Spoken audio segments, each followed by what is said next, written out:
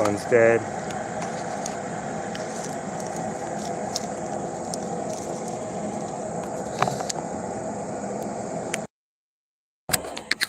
All right. There we go. I think I forgot to charge my microphones. So we better get one of them going.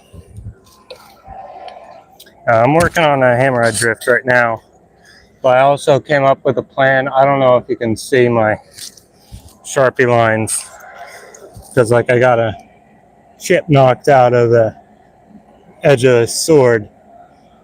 So yeah, you can see the Sharpie line. So I'm going to do some serrations up here and then a fuller down the center so that the flex and balance and everything stays fine after I remove all the material up here. So it's going to be real light and quick, and it's already pretty light. Can't wait to get this thing done.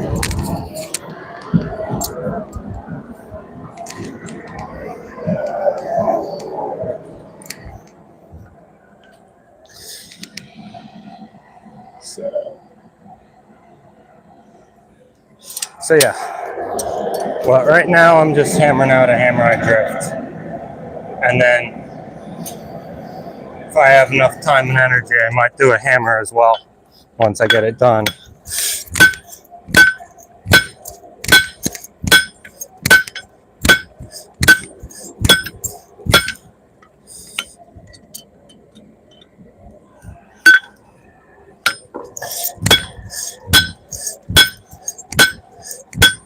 Oop, drop forged again.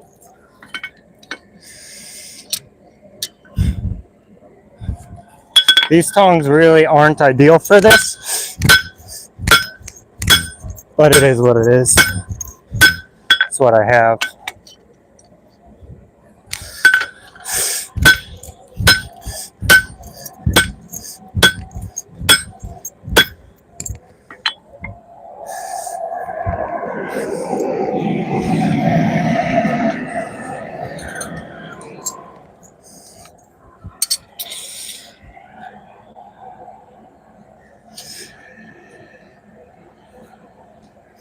So yeah,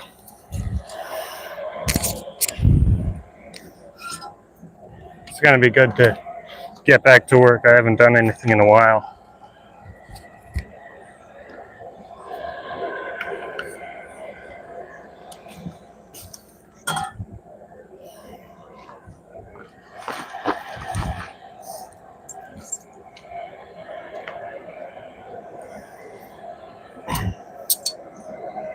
No, not quite. Let's see. What's this here? Any questions?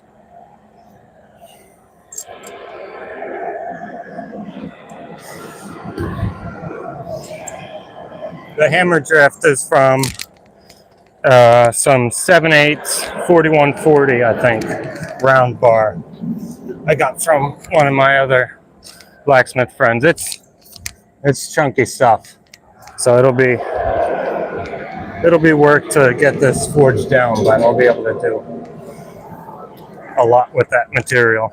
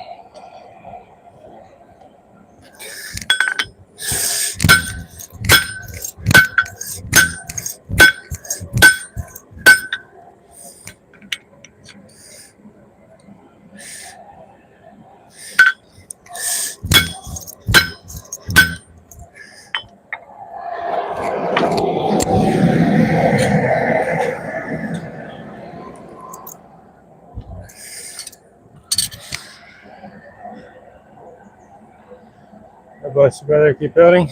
Thanks, bro. I'm working on a hammerhead drift so I can make my own hammers. I have one that I made a while ago, but it's really, really bad. So I'm making a nicer, hopefully permanent one.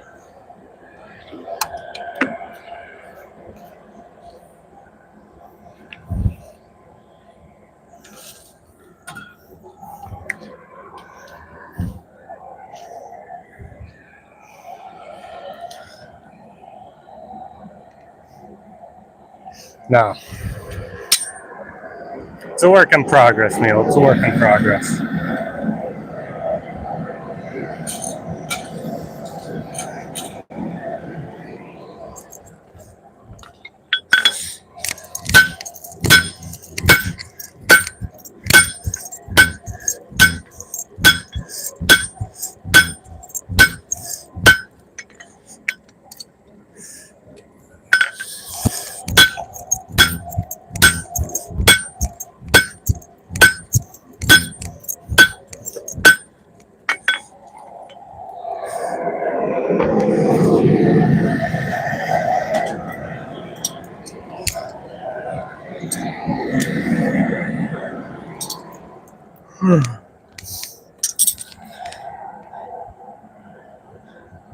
Somebody said to cut things soon.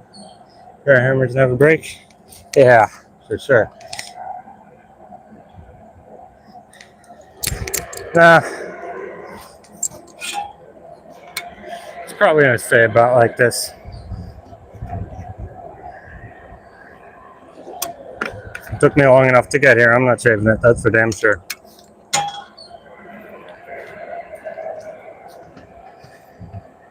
Problem with bigger stock is it just takes so long to heat up. Like well, maybe not a whole nother heat, but I've been back out the forge by now with pretty much anything else. Let's see, who's that? Good work? Thanks.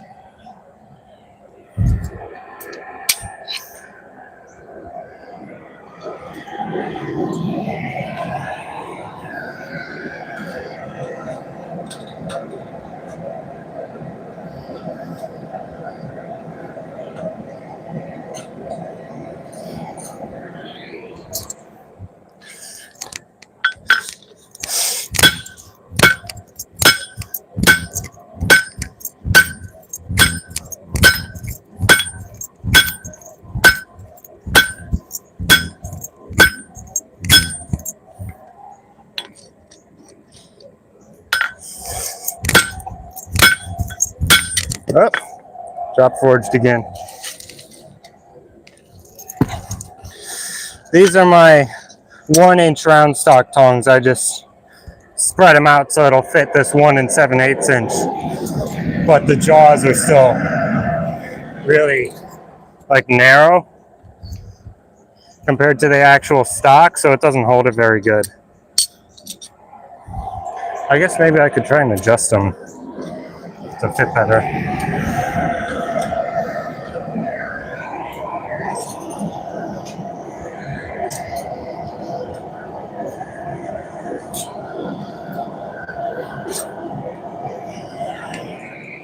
Let's see if I can adjust them. What I'm making a hammer eye drift. The one I have right now is really bad, so I'm making a better one.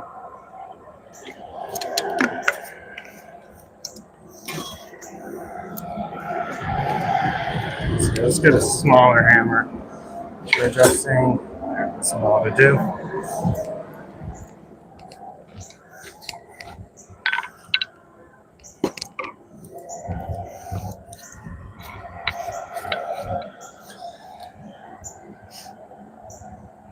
Sound like Bigfoot?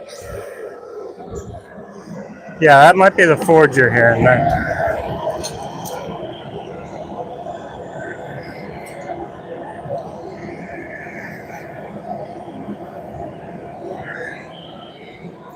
But we're heating up the tongs to adjust them, and then of course the actual drift is in for heat as well. So, all right, so I'm going to take, this is another piece of the same stock. This is slightly over 3 pounds, I think. So that's a hammer billet, and I'll use that to size the tongs.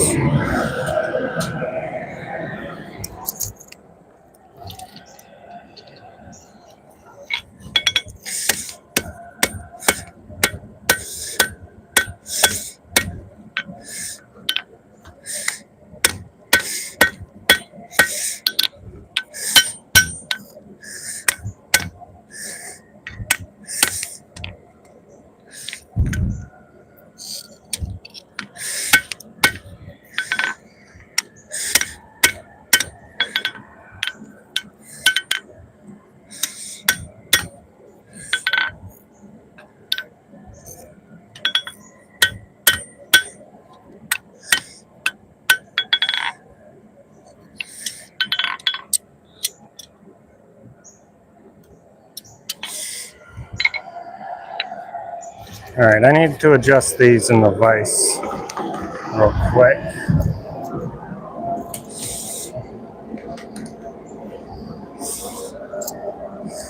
All right, here's my twisting wrench. There we go.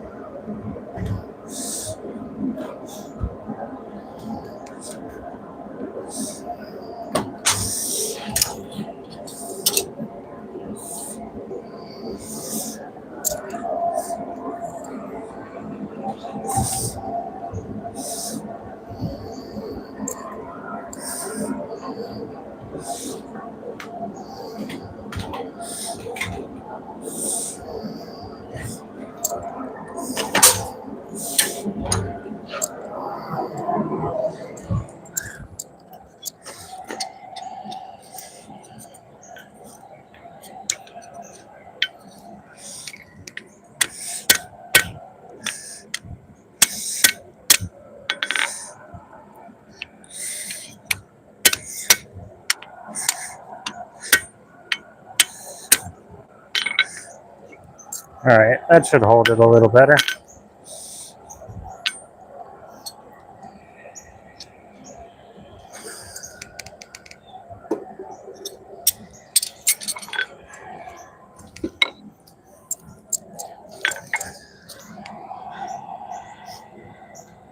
So, everyone, how's it going?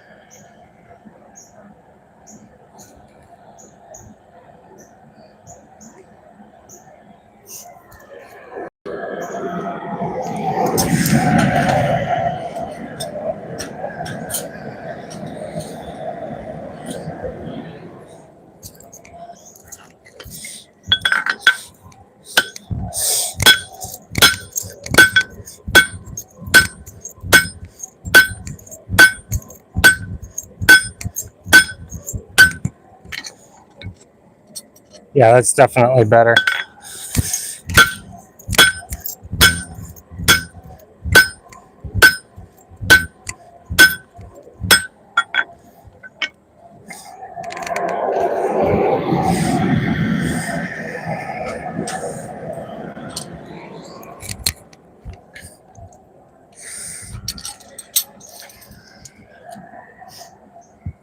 So basically what I did, let me grab one of my other tongs to show you.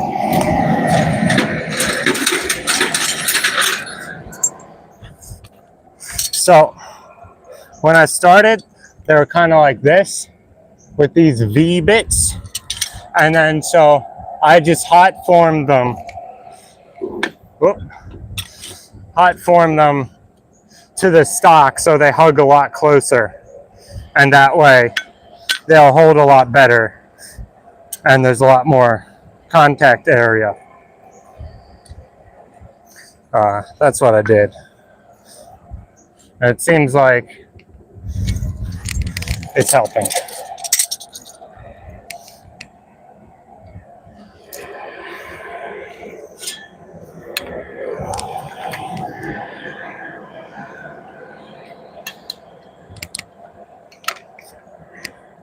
Shoo.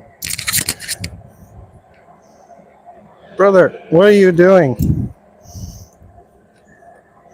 Get off. Yeah, there you go. I'm not sure what he thinks he was gonna do. I ain't gonna let him build a nest on me.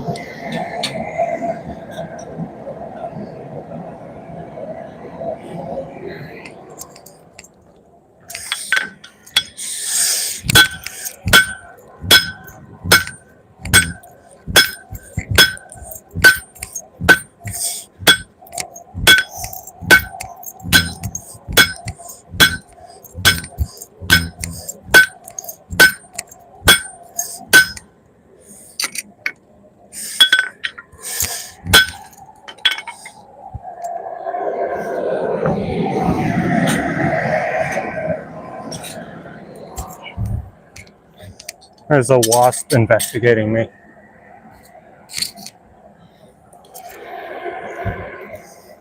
I was buzzing around, trying to find a place to land. Not sure what his plan was. He's not going to find a home here.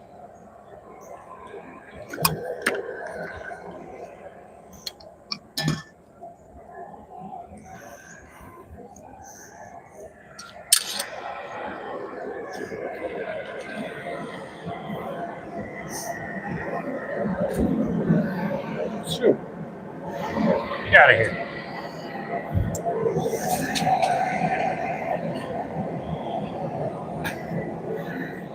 Ain't going no home in the shed either.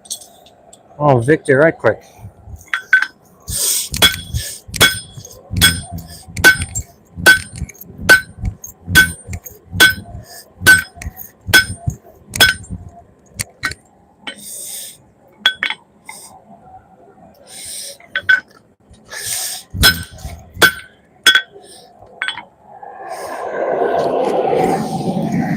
I think I need to let this get a little hotter. Getting real short heats.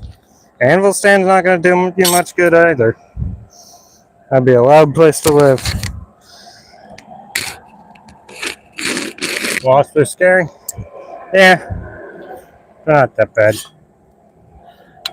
They're scary if there's a lot of them. If it's just one kind of investigating, you just chew them up, you'll be alright.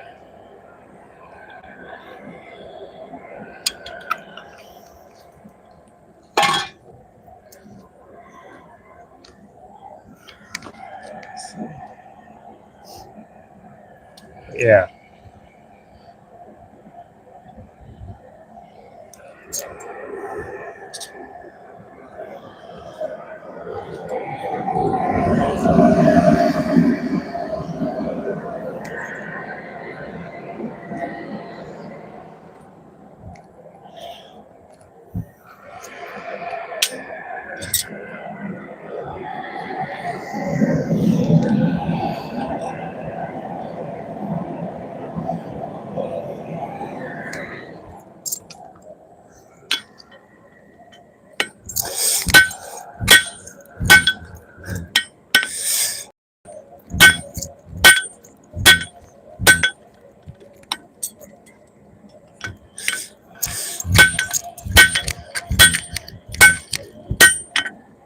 Come on.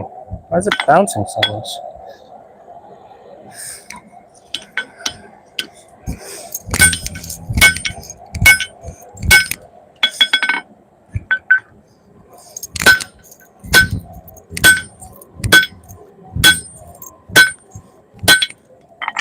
Oh, already? God damn.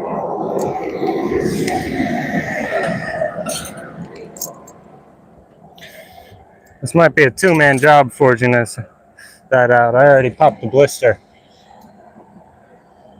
Alright, well.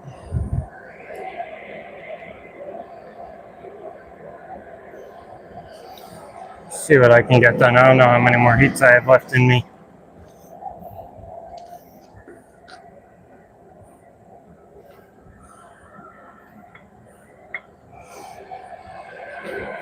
Yeah, this big hammer does work, but there's a price.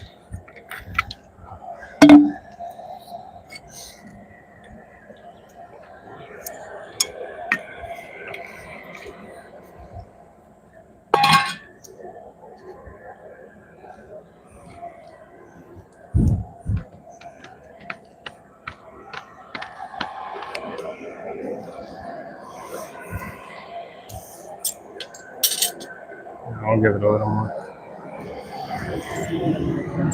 I think this might be a two-man job. I might have to wait for one of my buddies to be back in town, so I can give him Betsy, and then we'll get this done pretty quick, I think.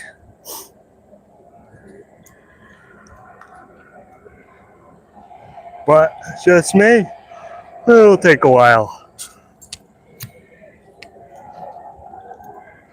I don't want to smoke myself too bad.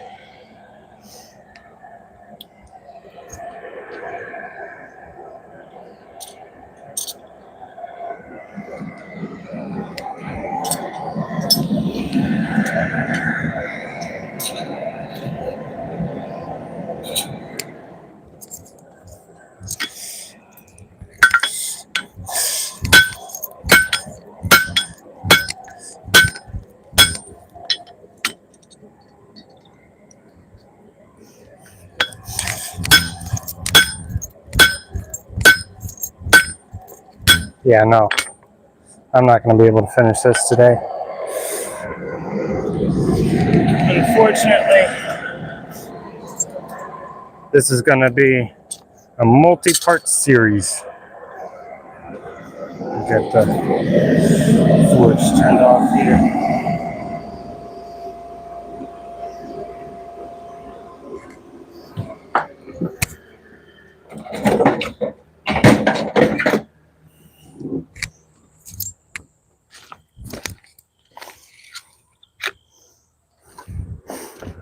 What's up, Sandra? How's it going? So, there's our chunk of steel in there. This is the bar. It's a chunk of this bar, 1 7/8 round. I think, let's see, we've only been going for 25 minutes. So, I think we're gonna work on this next. It needs to be straightened.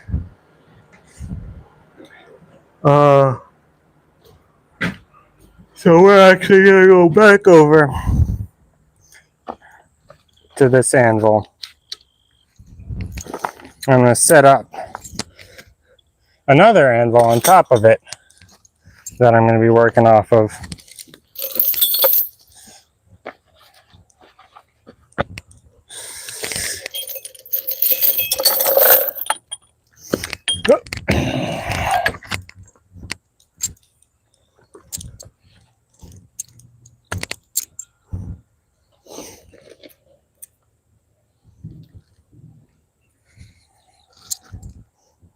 All right, I need to go grab the impact wrench, so I will be back in a sec.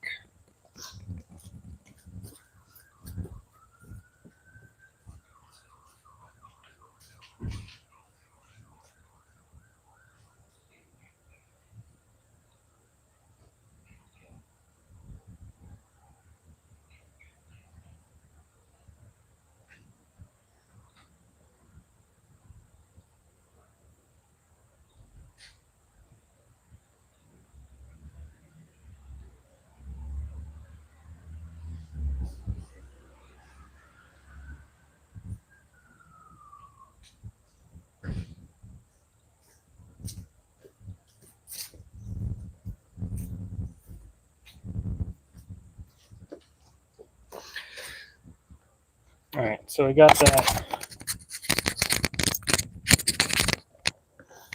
Let's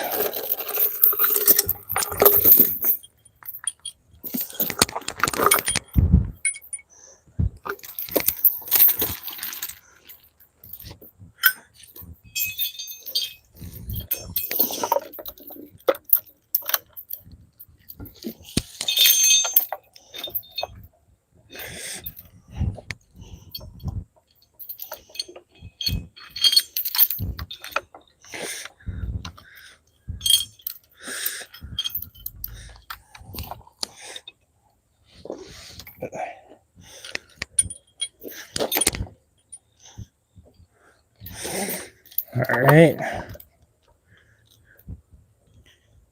Maybe there.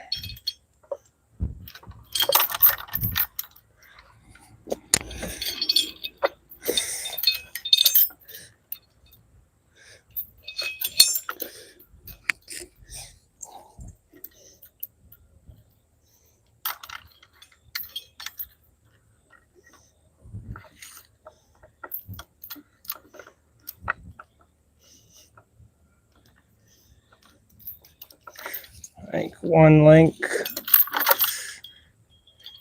that way, and I guess one link this way.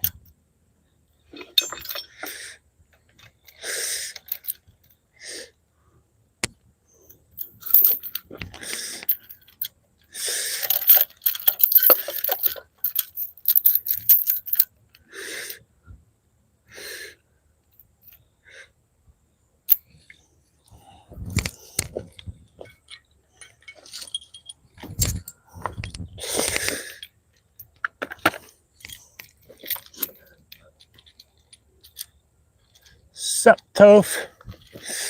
Yeah, I'm doing This is a nice thing about a chain and lag bolt mounting system. You can put your anvil pretty much anywhere on any surface that you can drive a lag bolt into.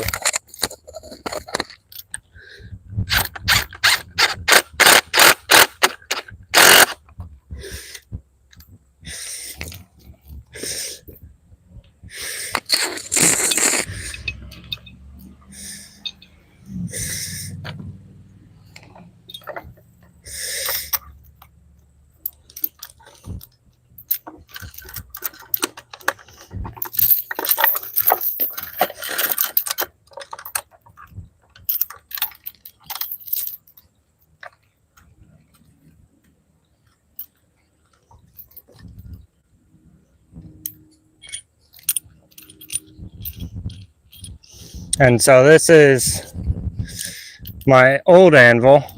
It's a Harbor Freight Doyle anvil, and the surface is much flatter than the surface on my like 150-year-old Peter Wright anvil. So I'm using this one. Okay, I guess I need to go down one link. I'm using this anvil. I'm sticking the I'm sticking the Harbor Freight to the top of the Peter Wright so that I can get a little bit more height out of it, and I can also have a flat surface to straighten stuff on, which is what I'm doing right now.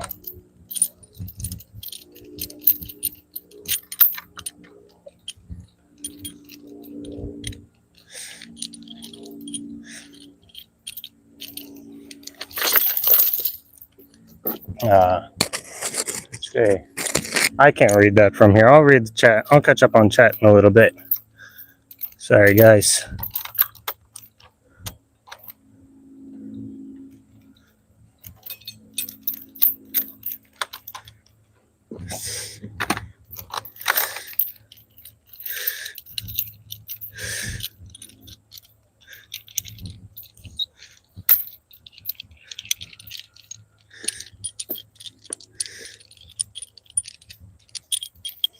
That needs to be up there.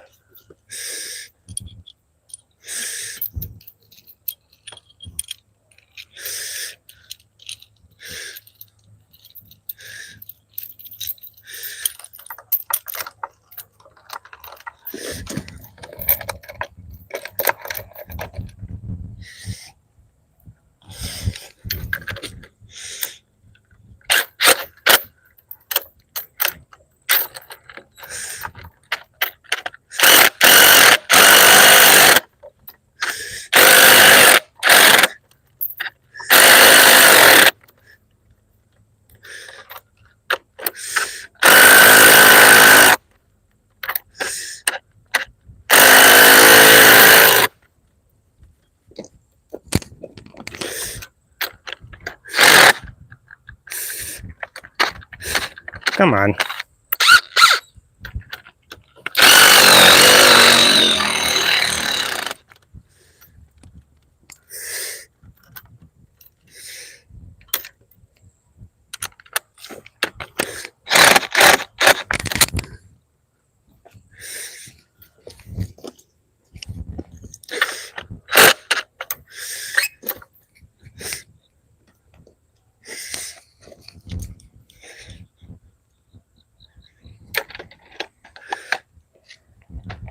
I think this one might be stripped.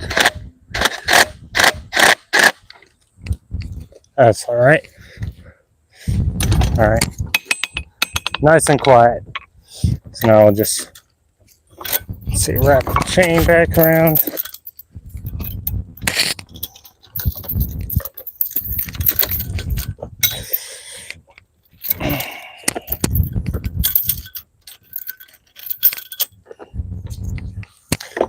All right, let's see. What y'all say? Just your explanation? Go completely? Oh yeah, I had a great time at Ian's. He gave me big old chunk. This isn't even all of it. I already cut a couple pieces off. A big old chunk of 4140 that I'm using for hammers and drifts and stuff. And then we got the swords heat treated as well.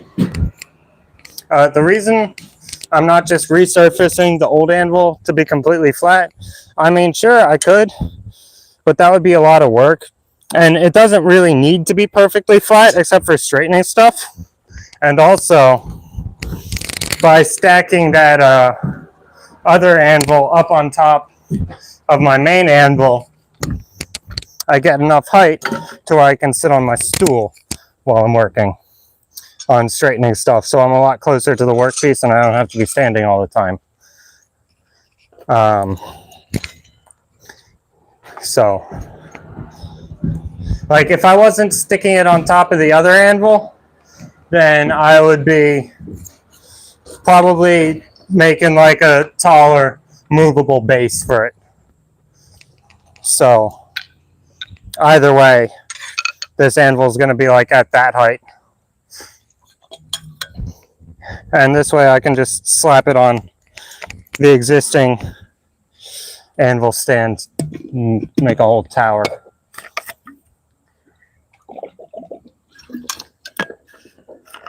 I'm going to move you guys a little bit closer so I can see what it's all saying.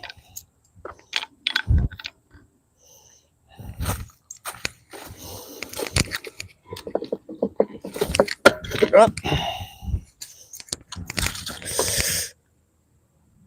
There we go. Should get some metal straps for anvils. I like the chains. Chains work really good. And there's a million different ways to mount it up with the chains. Is this really as, yeah, that's as bright as my screen goes. Okay.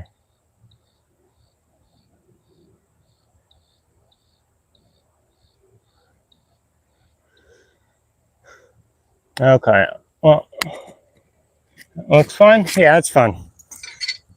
So this is, see, can you see the Sharpie marks? Yeah, there. Now you can see the Sharpie marks. So this sword has a chip out of it. So what I'm going to do is I'm going to carve these big serrations in, and that'll make this spot a lot more flexible than the rest of it. So I'm going to do a big old fuller as well. Not sure how well you can see that, but all the way down. And so it's going to be really light and flexy, and it's already pretty flexible. But it's also bent, or it's got a crazy warp. So that's what I'm going to be fixing right now.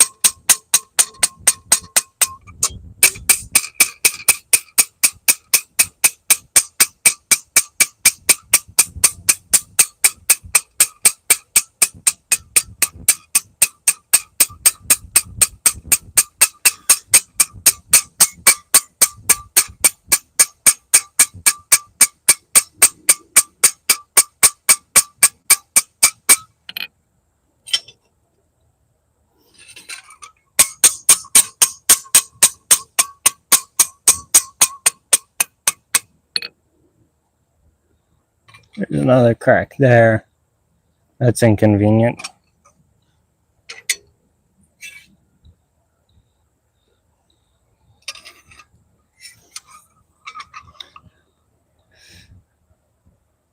What's that? That's what you get for working out in the sun at 1:13. Hang on, what? Yeah. Okay. What? Stop. Here, Toph.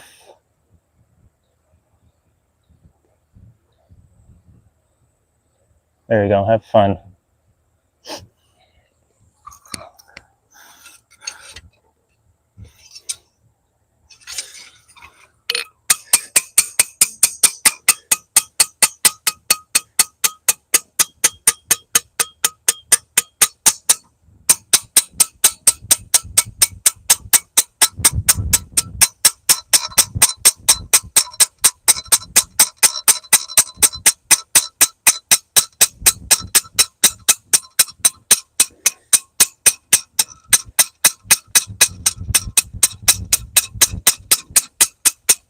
Yeah, so yeah, the brightness is annoying. That's sun.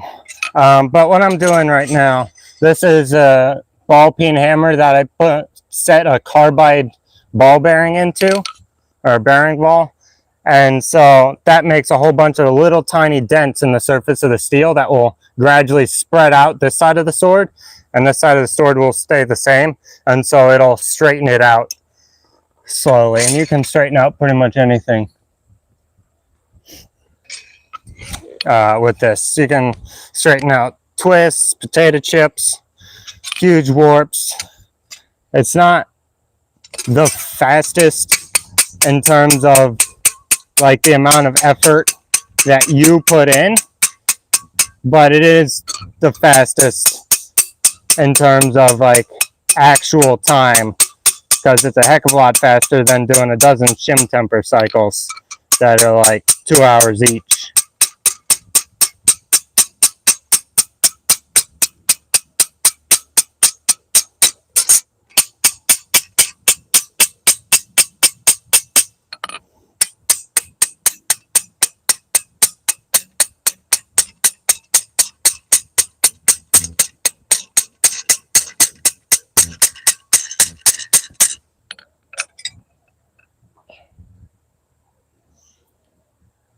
Oh no. Okay, well actually that's not too bad. I might have to redraw my scallops after I'm done getting this all straightened out, so I know what all cracks are there, because this bit is, there's a lot of cracks, which is unfortunate, but it is what it is.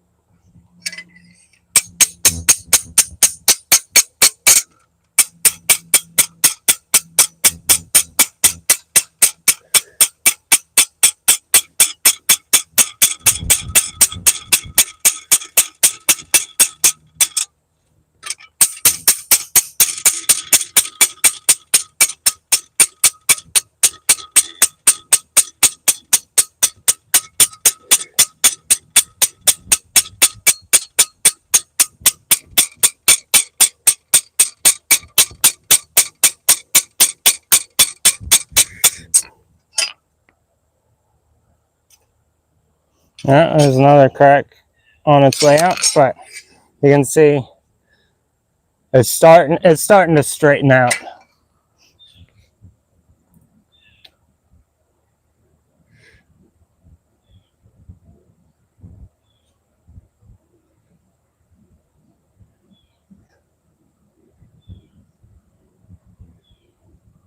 How long have I been doing this? Like actually properly 3 something years.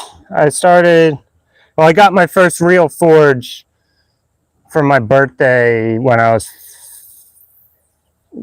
turned 15. But before that, I had like a little railroad track anvil, and I was lighting fires in the fire pit and flattening out pipes and stuff like that. So if you count that, then like 4 years.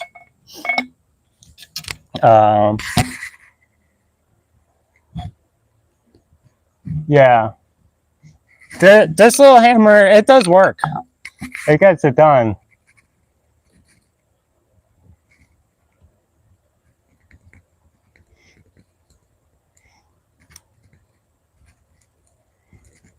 Yeah, I've known Toph for a bit.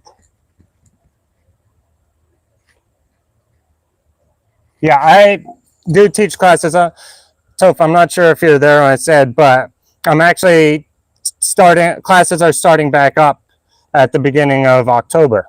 So I'm going to be back in work. Classes were off for a while for reasons, but yeah.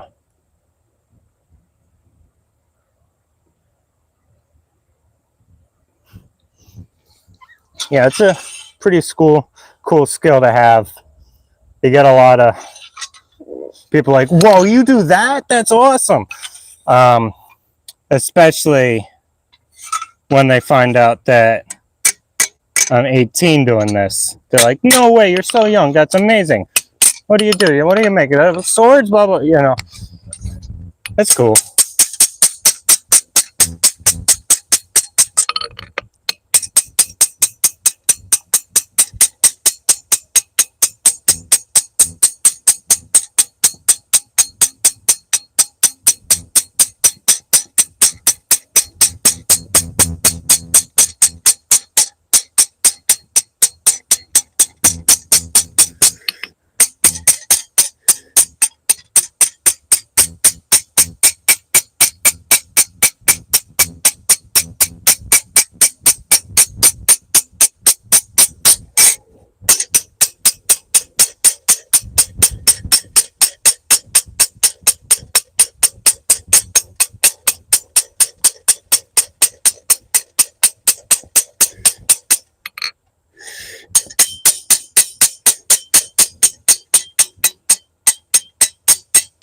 Yeah, so looks like we're getting another chip right here, which is annoying because that's right where I drew one of the points.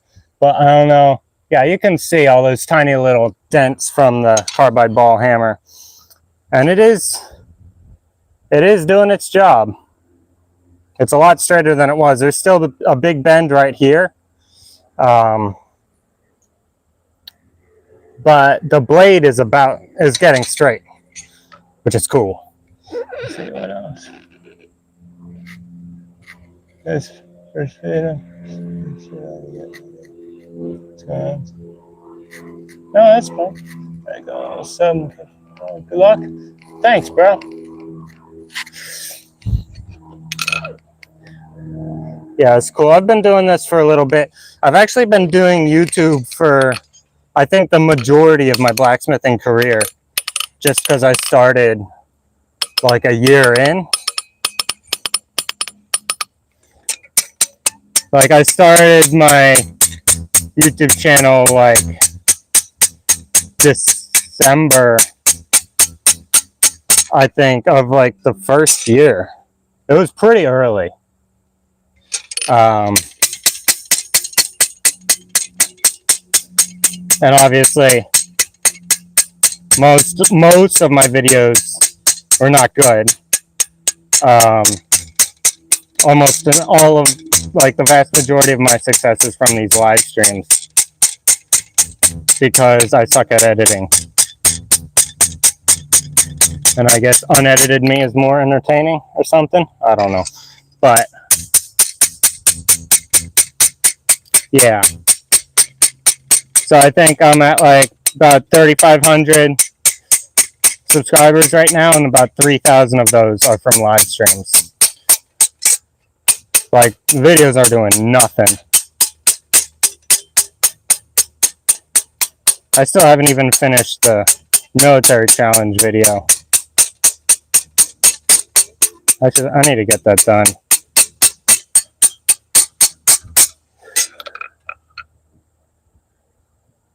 Yeah. Blade's pretty much straight. Now I just need to straighten out this bit here. But looks like we are going to lose. We've got a couple more big chips coming. I might have to redraw my serrations. Would heat reduce the cracking? Is intentional?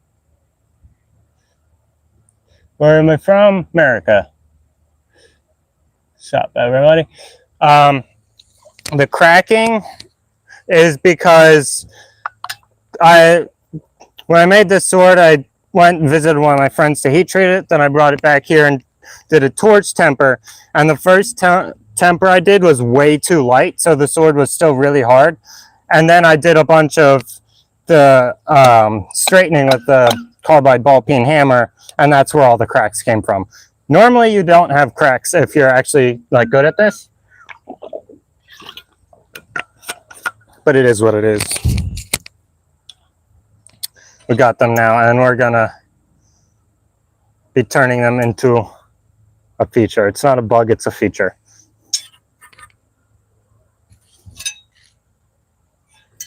All right, it looks like we have a slight warp along the length of the blade, and all the edges are all wibbly wobbly.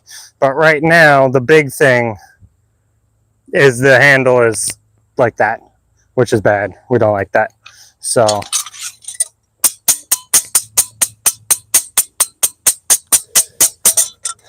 we got a lot of work to do here.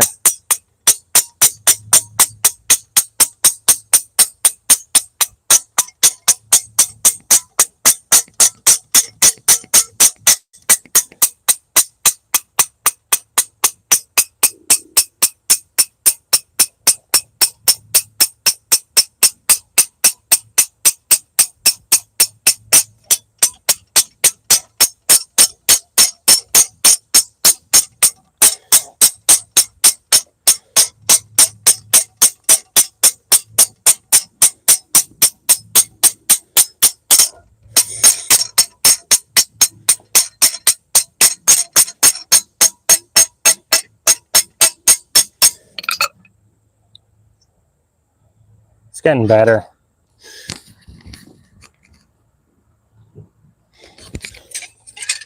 Let's see what y'all saying. Nice to meet you. Thank you. Better than me? Yeah, maybe. Give it a little bit of practice. What can I do to keep in touch? You can subscribe and pop in chat every so often. I have Instagram if you've got something you want to talk about, like you got a project you want. Get out of here. You got a project you want to talk about me making for you? You could hit up Instagram or email. It's turning into a hybrid sword. Yeah. I really like the idea of these scallops into the fuller, and that'll make it really light and springy. Oh, and it's got a twist too. That'll be annoying to fix. Okay. But yeah, it's gonna be sick.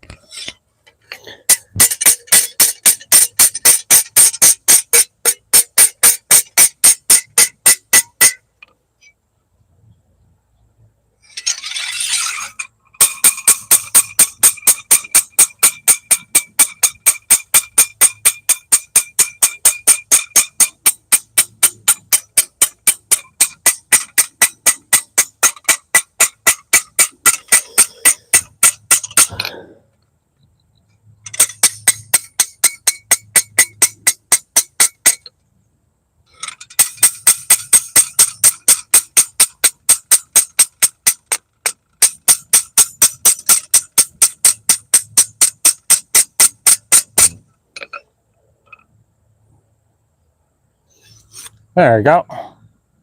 That's a lot better. It's still not perfectly straight, but it's a lot better. And that was really pretty quick, all things considered. How do I subscribe? There's a button for that.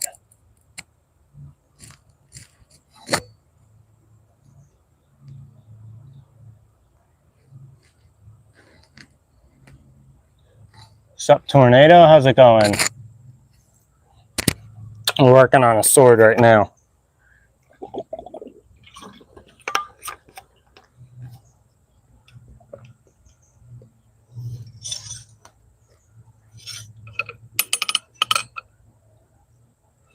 All right, so now there's a little whoop-de-doo out towards the tip.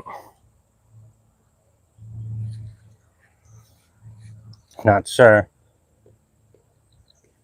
Oh yeah, you'll be able to see that. See, the edge is straight, but the spine isn't. So in here,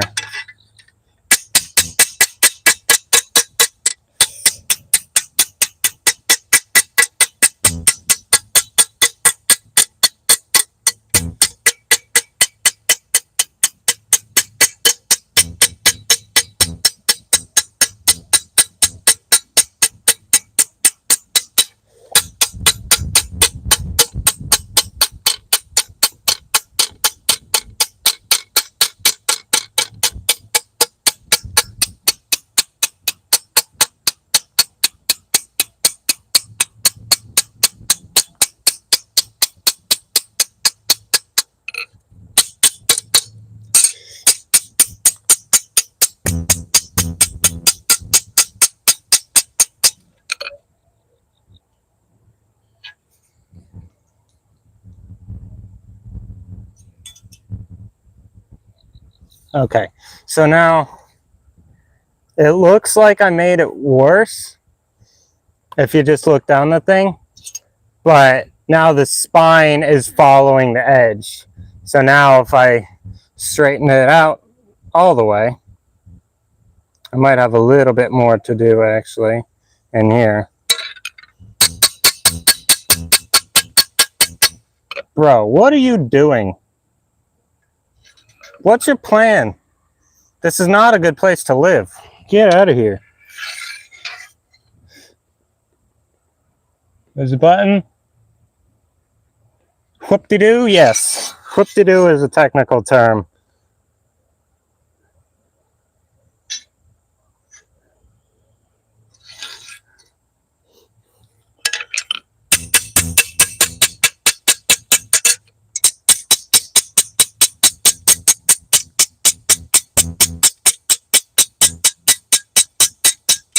Come on, sit flat.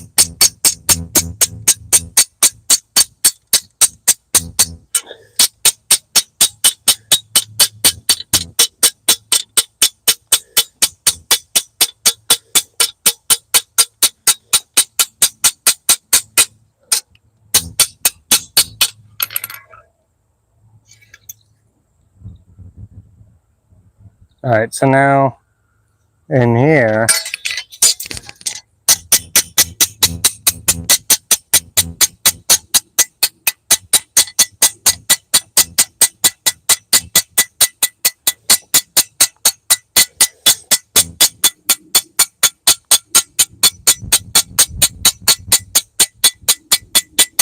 yeah.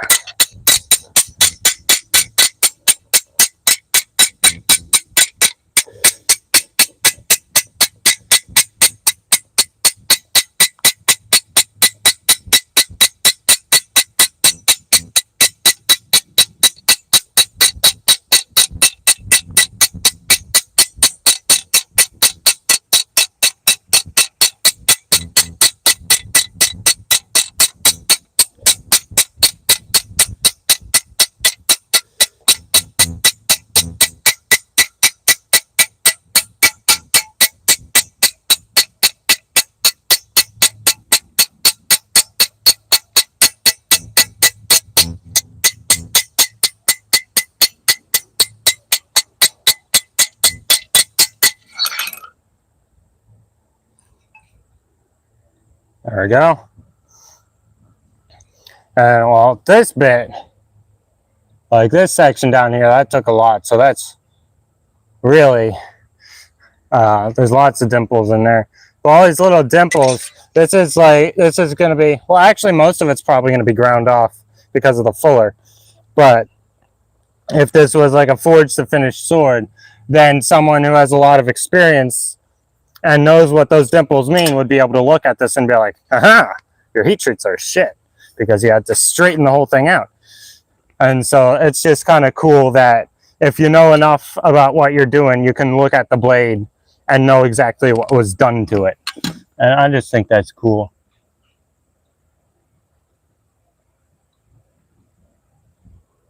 The sword, iron and steel.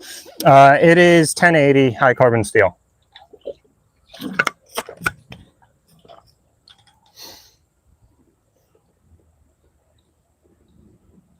So, what's up, Frisco? 234 C's. Oh yeah, my record's like 1300, bro. What's up, John? How's it going? Bending steel. I don't remember. Yeah, it's 1080 high carbon steel from the bar. Someone called home. Big City Goose. Yeah, 1080.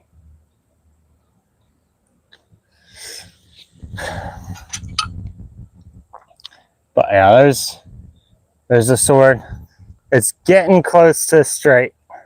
Like overall, on average, it is straight, but the edge is a little wobbly, and I don't like that. And I think it's twisted. Yeah, it's definitely twisted. That's gonna suck. Not sure if you'll be able to see that. See that it's twisted? I don't know. I can see it. I might just have to put it in the vise and temper it. It's straight this way, right? Mostly. All right.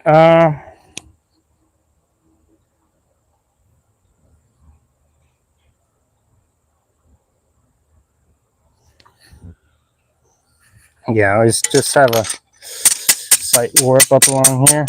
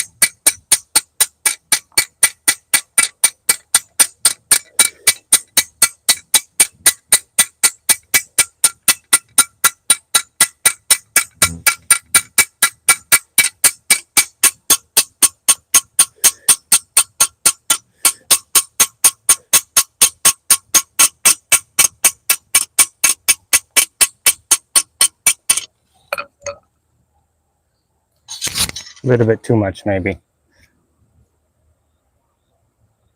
Should make you a butter knife? Maybe. Yeah, I'm from Pennsylvania. Yep, Pennsylvania. All right, a little bit too much. All right, so what I'm going to do to correct this twist, I don't know if you can see it, but it's twisted this way. So the back is flat, the front is a little bit. So I'm just going to dimple along here and then along here. And that'll bow this side down and this side up a little bit. And then I'm not going to dimple very much. But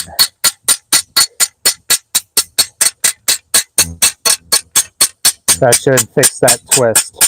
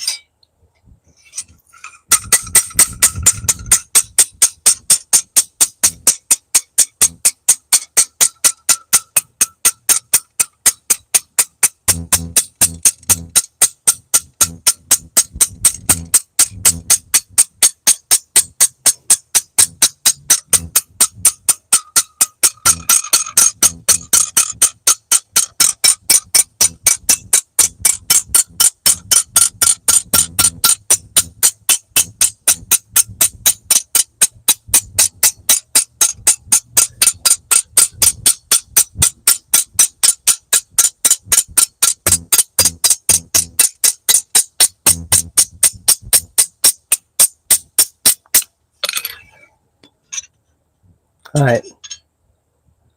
It's definitely still twisted, so I need to do more. But that's what I'm going to do to fix it. What's up, John? How's it going? What time is it? Yeah, it is 1:40 here. Sup. All right, so we're going to do this side again. We're going to do a little thicker layer.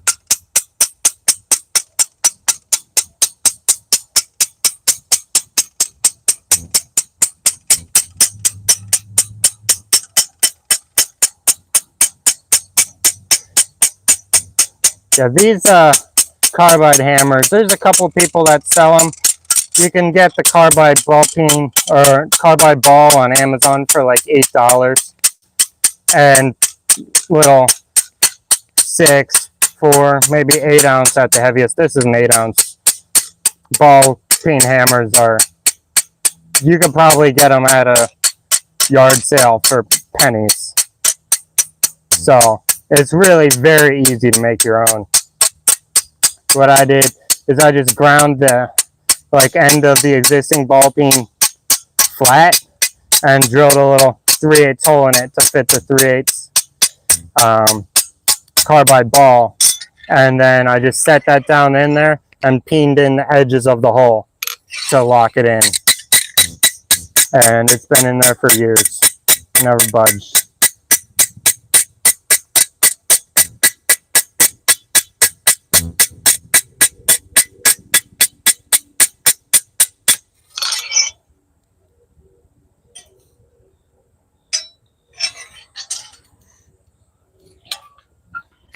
So, what's up, Shorty? Keep doing that.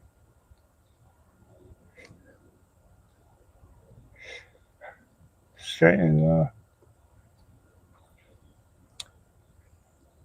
Yeah. So basically, what I'm doing. This is a little carbide ball peen hammer, and I'm putting tons and tons of tiny little dents and a sword which spreads out the surface with the dents in it, and the other side stays the same, so you can warp stuff like that. I guess you could use it to like purposefully make a warp. Usually you use it for straightening something that's warped, which is what I'm doing here.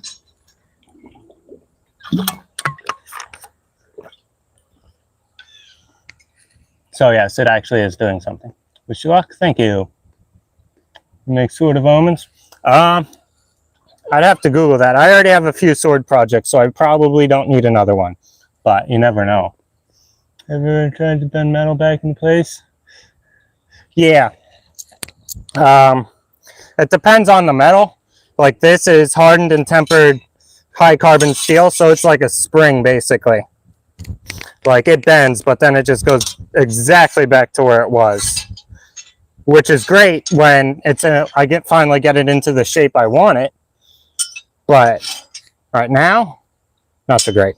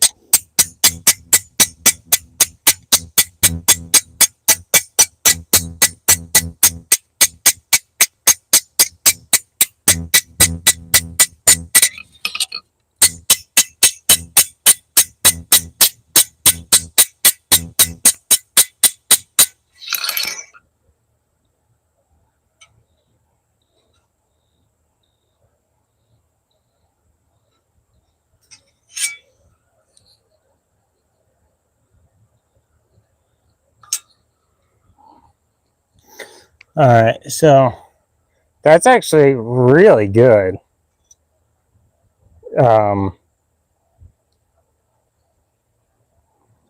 It's still a little bit twisted, but it's, other than that, it's pretty much perfectly straight, which is awesome. Yeah. Do you want one? So, yeah, these are good earbuds. Those are like $40 on Amazon or something like that, and they got like a 40-hour battery. They're really good. Yeah, straightening metal is not easy. Yeah, I'm trying to move a twist. This is a heat-treated sword. If I heat it up, then I will ruin many hours of work. I'm trying to straighten it before I do the final grinding and sharpening. I'm not actually moving material to forge it. Though the profile isn't, but this diamond geometry is all as forged. So yeah, trust me, I know how to forge. But yeah. Yeah, the profile I cleaned up. It took me maybe not even like 2 or 3 minutes on the grinder to clean up the profile to this point. And it was like maybe an hour and a half of forging to get it from a piece of bar stock to this. And that's with the forged. Can you even see the handle? Where's the light? There's some light. The forged handle and everything. So yeah, but we still got a little bit of twist to work out. So we'll do another pass. And so like these carbide ball peen hammers, you can straighten out pretty much anything. Like one of the other swords I'm working on has a big saber, so it's bent this way, and just forging along both sides of one bevel, you can straighten that out. It'll take a while to straighten out, but it's more than possible. So pretty much anything can be straightened with these. It's really pretty amazing.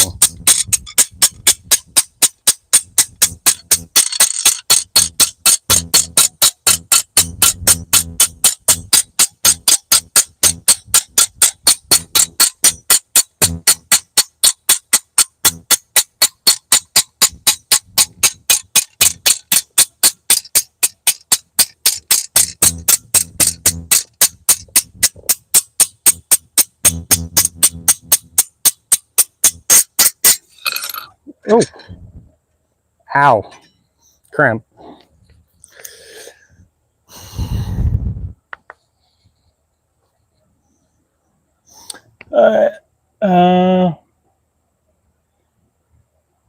Yeah, it's heat treated already.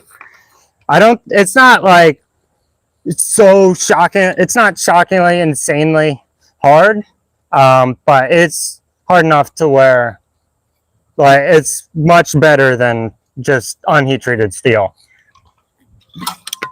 I did have to temper it to blue to get it to not like crack a whole bunch, and I kind of missed the boat on that a little bit.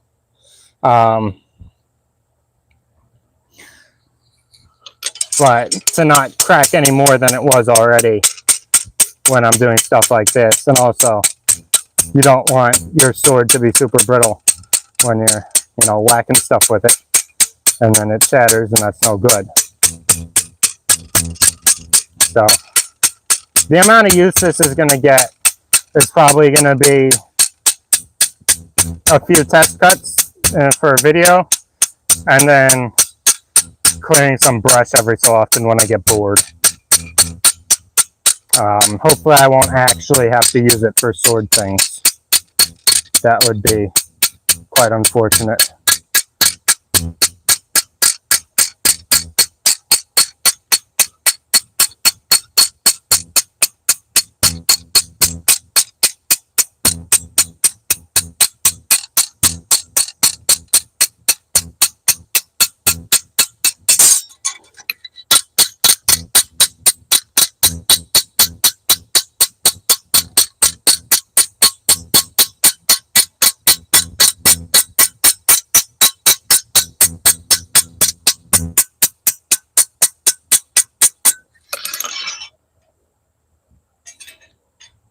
The warp is getting better, or the twist is getting better, which is cool. I need another couple of passes yet. That's hardening. So hardening, you heat it up to usually, depending on the steel, the temperature depends on the steel. For most like low alloy carbon steels, it'll be around 1550. So like 1084, 1095, 15920, 5160. Stuff like that. 8ACR-V2, it's around 1550 degrees. And so you do some thermocycles to reduce the grain structure, and that'll just give you a better final result from the heat treat. And then you heat it up and you quench it in usually in oil, and that'll harden it. So then it's real hard and real brittle, and then you temper it to reduce the brittleness a lot and reduce the hardness a little bit, so that it still holds an edge well, but it won't shatter when you use it. So yeah, zombie apocalypse. And why do you think I'm making swords? It's not like because I enjoy it or anything, certainly.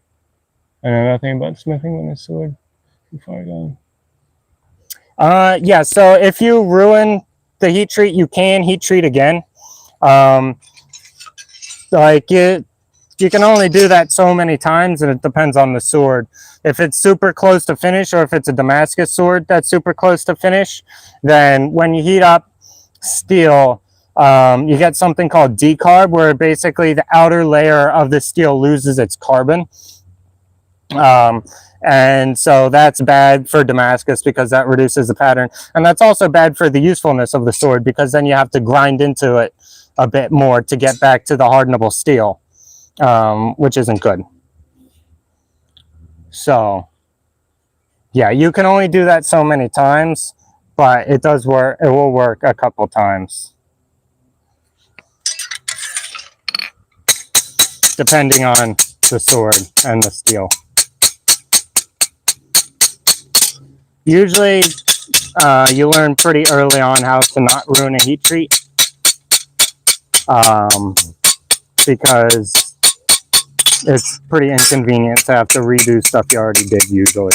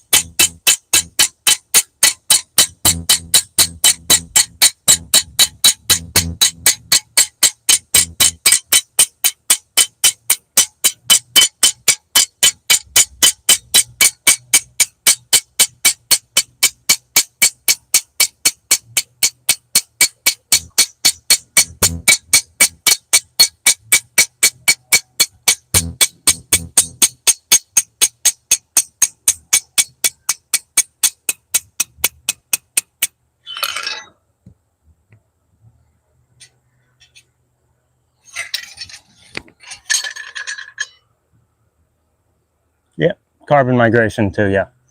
So I assume the heat treat and tempering. Yeah. Heat treat and partly the fact that I didn't straighten it out very well before heat treat. Then the actual heat treat itself sometimes does cause warps. But now, like, I have the tools and the skills to get it perfectly straight after heat treat, which takes longer but is easier, I think, than doing it before heat treat and then possibly having to do it again after heat treat anyways.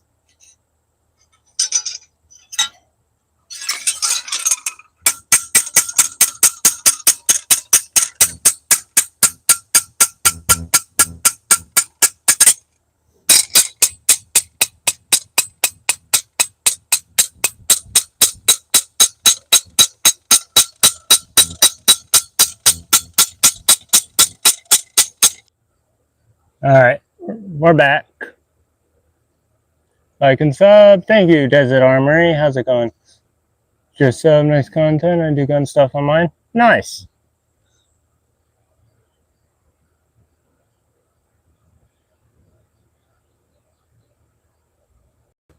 Huh. Okay. All right, we are back. So I wanted to start making swords and stuff. If you want to make swords specifically, start with daggers, because the geometry and the forging and the grinding are very similar, but they're a lot easier and the stakes are a lot lower. If you just want to start forging in general, then get yourself a cheap forge on Amazon and get yourself some sort of cheap anvil of some sort. Whether it's like a Harbor Freight Doyle anvil like this, that's actually anvil shaped, or whether it's just a big old 30-pound sledgehammer head off Facebook Marketplace that you bolted to a stump. You just need something to heat up the steel, something to whack it with, and something to whack it on, basically.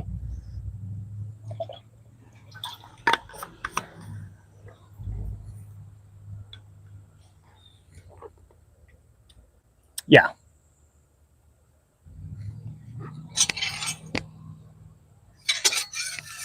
So you don't have to get a real anvil. You certainly don't have to get yourself a 150-year-old block of like forged wrought iron and steel anvil like I've got underneath the Doyle anvil. You'll get, like, I did tons and tons of work on this Harbor Freight anvil, and it's still not like brand new, but it still has a lifetime, possibly multiple lifetimes of use ahead of it. They're very good anvils. The modern cast steel anvils. So yeah, get yourself something to heat up the steel, something to whack it with, and something to whack it on. If you're gonna get, I was gonna show you in a bit, but if you're gonna get like a hardware store hammer, you're gonna want to dress it. So most hardware store anvils hammers come with a really sharp crown around the hammer face, and you don't want that. You want it nice and smooth like this, and if you get a cross peen, you want it rounded this way and this way. That way it won't ding up your work. Let's see. Yeah.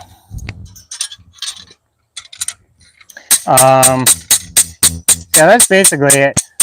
And then once you get your forging equipment, like, you just get yourself some rebar, some steel from the hardware store, and just start making stuff. It'll probably be a while before you make something that's like good. But that's just kind of how it is when you try something new. And all those old crappy things you made, you can put in the recycling bin or something. Like, I've got whole heaps of stuff that's really, it's no good. It's not, barely works. It's not really useful. But if I hadn't made that stuff, I wouldn't be as good as I am now. So it is what it is. And also, if you're like, hey, maybe this would be interesting to do, find your local blacksmith. You do have one. If you're in America, I guarantee there's a blacksmith in your area. And call them up and be like, hey, I'm thinking about getting into blacksmithing. Can I come over and hang out for a couple of hours and see what it's like? And 99% of the time, they'll be more than happy to have you.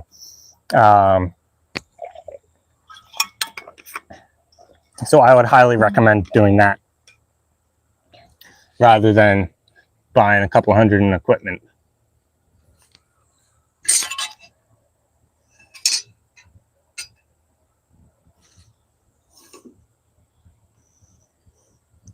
But yeah, that's my advice for you if you're thinking about getting into blacksmithing.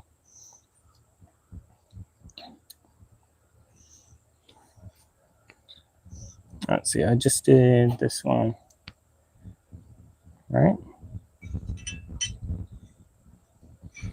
Maybe not.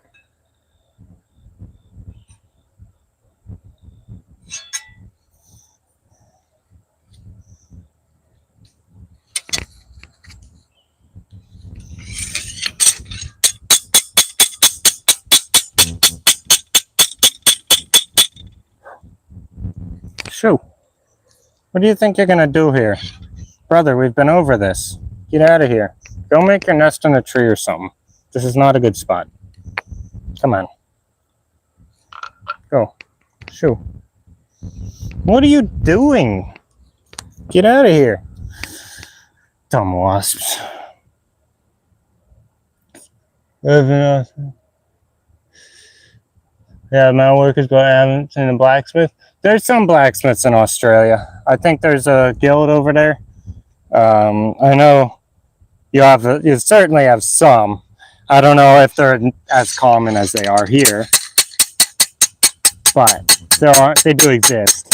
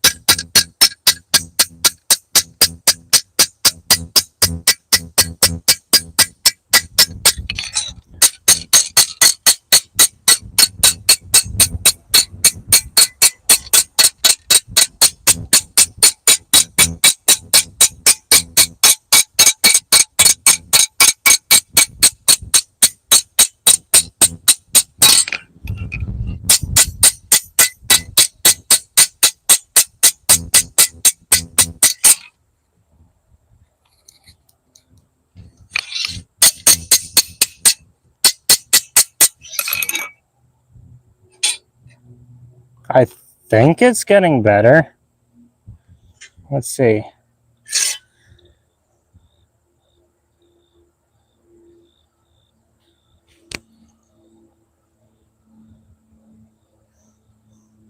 I need to do this side again. Bro, what the heck? We've been over this. Not a good spot. Come on. Duck, I'm out of here. Good luck. Alright, see you, Toph. Yes, it is chipped near the handle. So I'm gonna grind in some, my Sharpie lines are mostly gone, but I'm going to grind in some scallops to make up for that. And then I'm going to do a fuller along the rest so that it's good and balanced.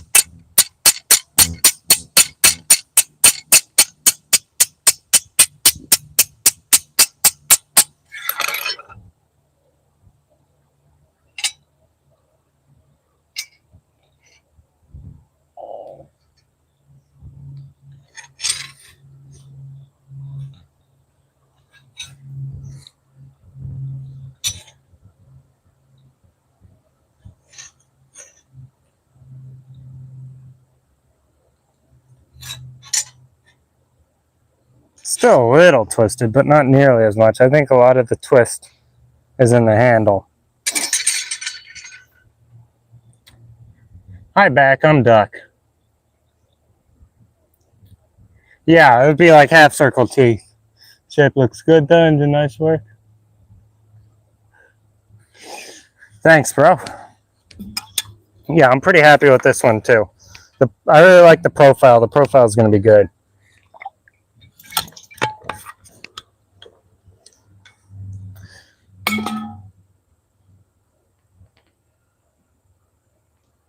Yeah, I'm working on straightening this out and correcting a twist. Boy, it's taken a while, but I'm getting there. Lots and lots of carbide ball painting all up and down it. No, it's not Damascus. This is just plain 1084.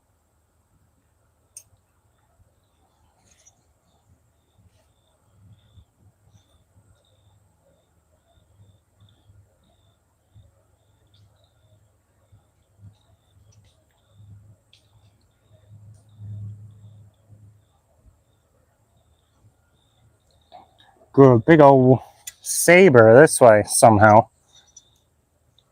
I need to fix that. Actually, that might be for the best.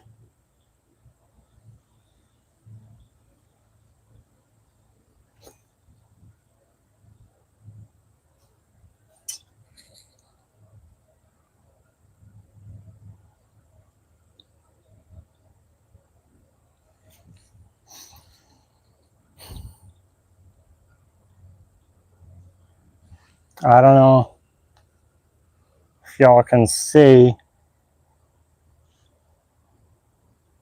what I'm talking about, but I can see it. From Indonesia? All right, cool.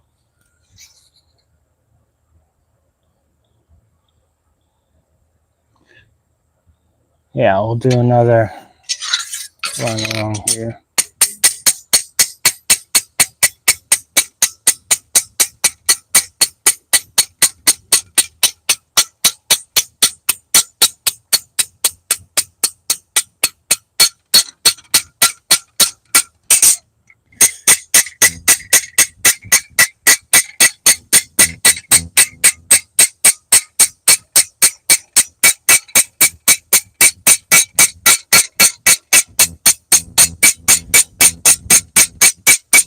time is it? 2:15. I've been live for an hour and a half. My buddy uses mud while he treats it. It remains sharp and is fine and soft. Yeah, that's a differential heat treat. Those are cool. I haven't tried one of those before.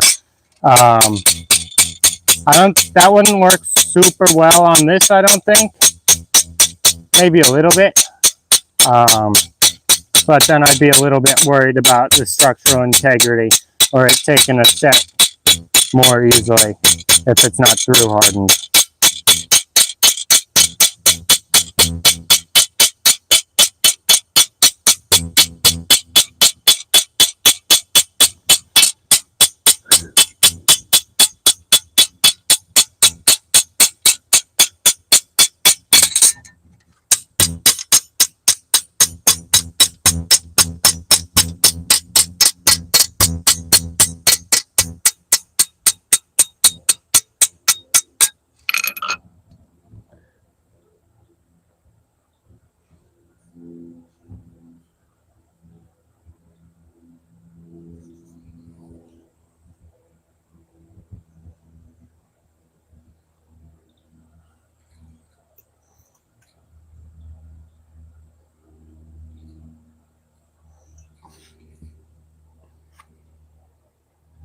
We have a wood handle or rope. I'm gonna put some wooden scales on it probably. I'm not sure exactly what yet, but it'll be some kind of wooden scales. Though I was thinking about doing a leather wrap. I think that would fit this pretty well.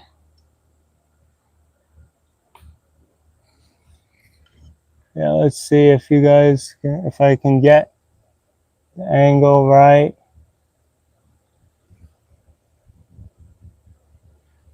Doesn't look like it, but if you get the angle right, you can see through the sword at that crack there.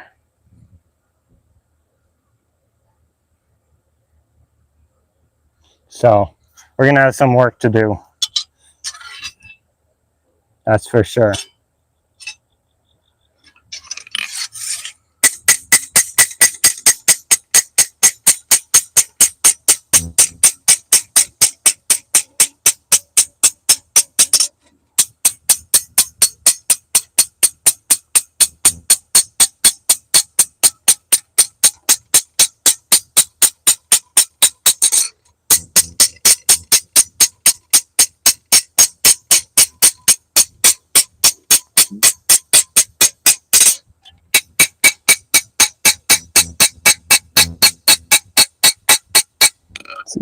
Yep, audio is still good.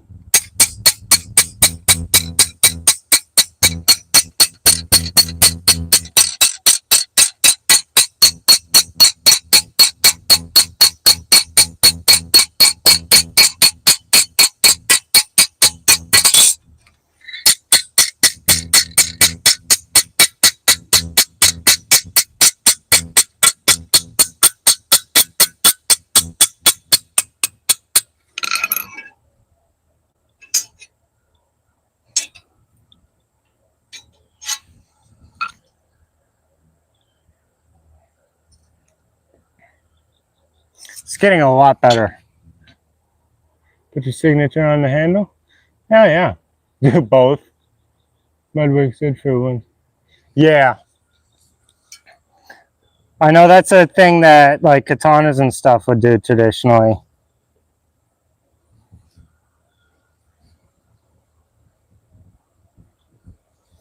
Do another run across here. But yeah, that kind of differential heat treat, not quite so good when it's just like a thin strip along the spine, and probably, or I guess along like the central ridge, medial ridge, it'll just probably pop right off and not do too much. I guess it might be worth looking into though, because it would be real cool to have a hamon on something like this. That would be real cool, I think.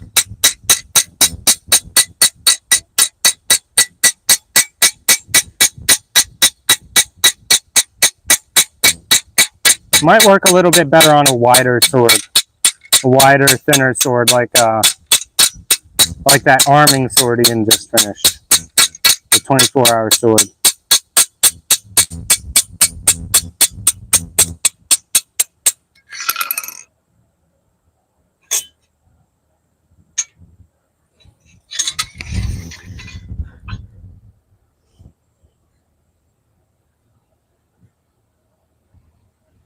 Oh, my phone's getting hot.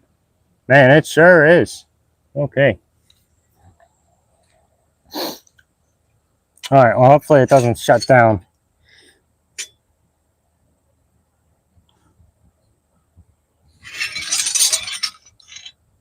Let's do that again.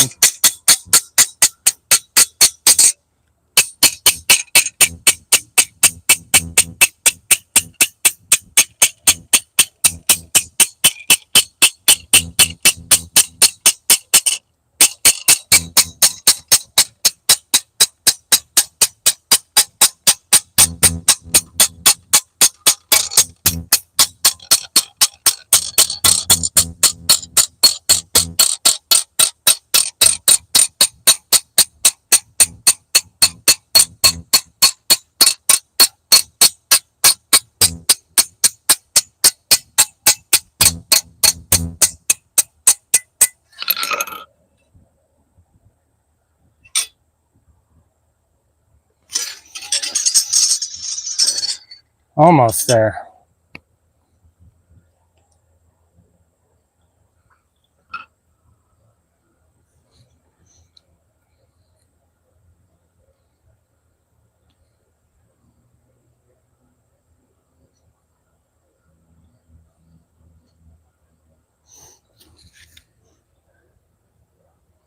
Your hat is so good. Thank you.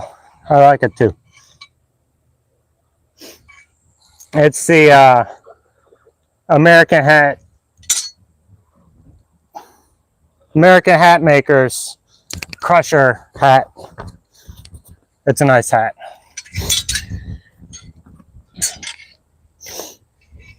All right, let's see. Get that hat back where it's meant to be. And then I think we'll do one more pass along here. It's almost fully straightened. We just have a little bit more to do.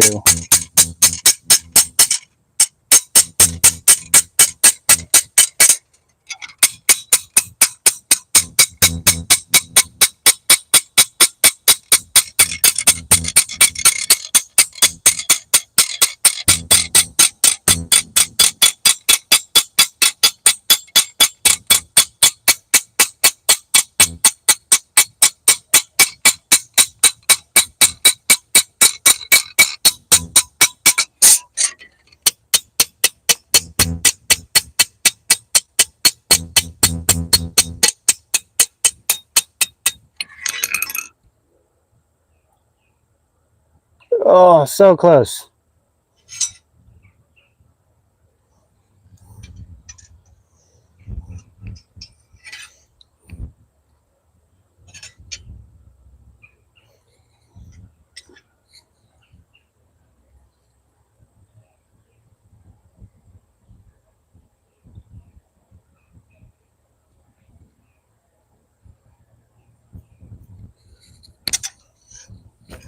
Let's see.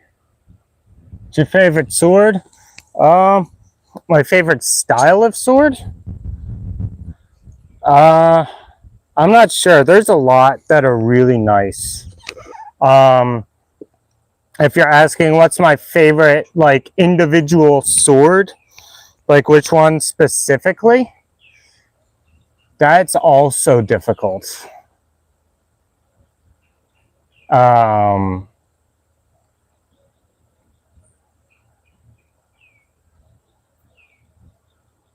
That's also really difficult. However, I forget what the name of it is, but the sword that Ilya Alexeyev made for Art Sword Invitational I want to say 2022. The Heretic, that's what it's called. The Heretic by Ilya Alexiev. I think that's my favorite sword.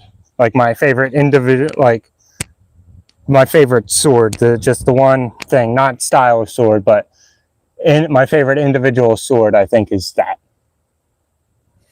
Like cutlass and taloir.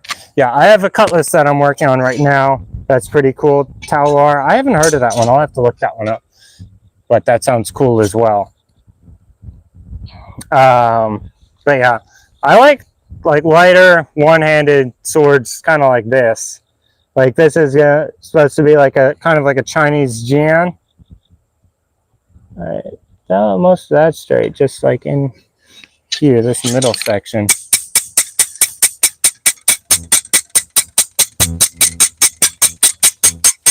Because this one will be real light and fast when it's done, and that's cool.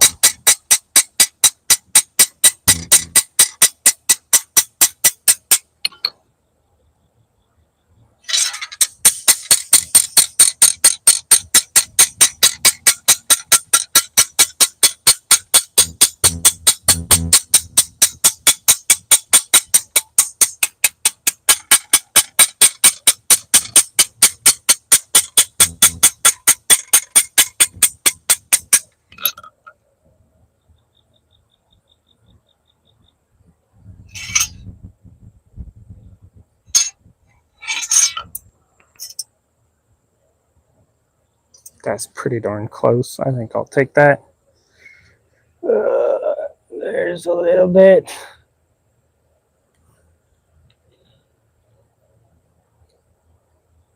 Like in here, there's a little whoop-de-doo.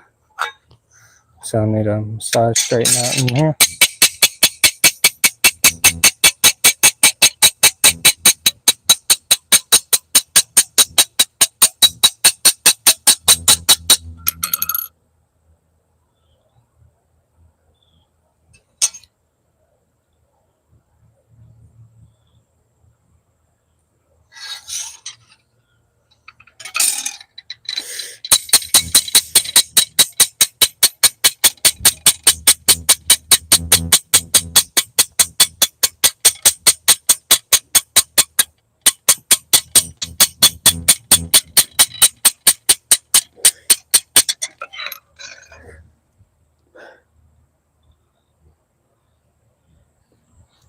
So yeah, there's that. Now we're just hunting down individual whoop-de-doos.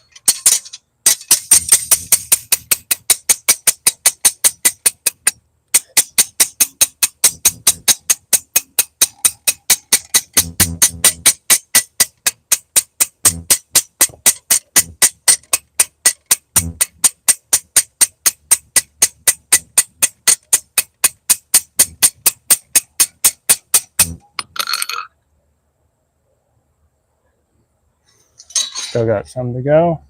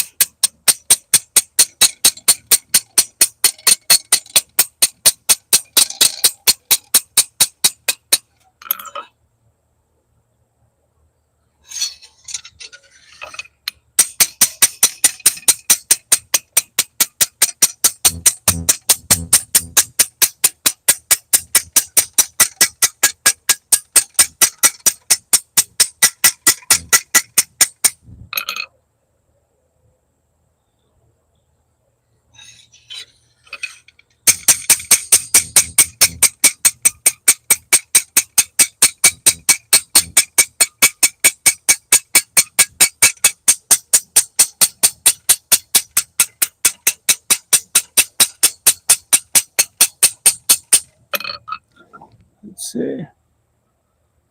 Is it an American style sword or dagger? I guess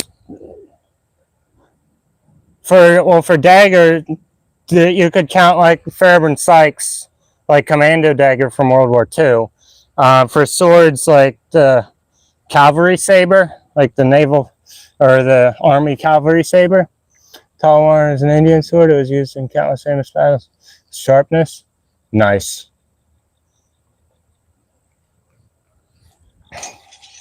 That's cool. There's a lot of cool stuff in like India. I haven't.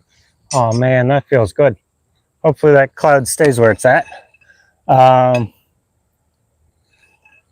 Can't see nearly so good though. I'll bet you guys loving this. You can see everything now.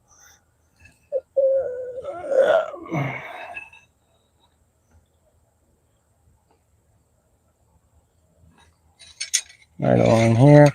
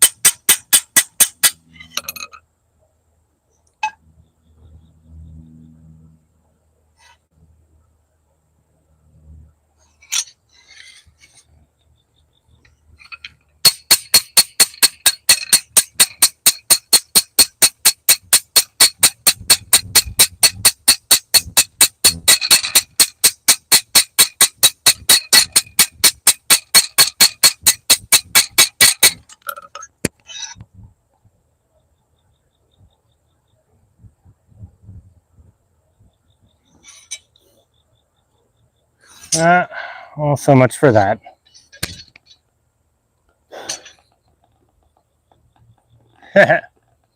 Yeah, Bowie's American, but that's neither a sword nor a dagger. So I didn't really count that. But Bowies are definitely very American. I actually do have an easy up down in the basement that I could go get, but I don't know if it's worth it at this point. Plus, then everything would be blue.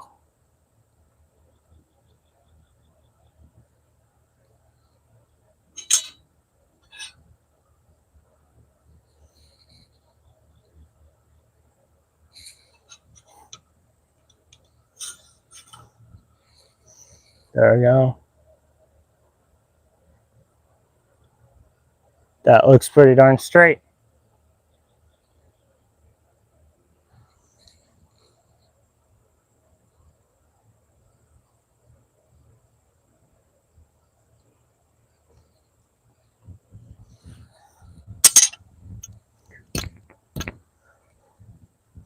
Let's see. No, that's not gonna. Cool. All right, I'll take that.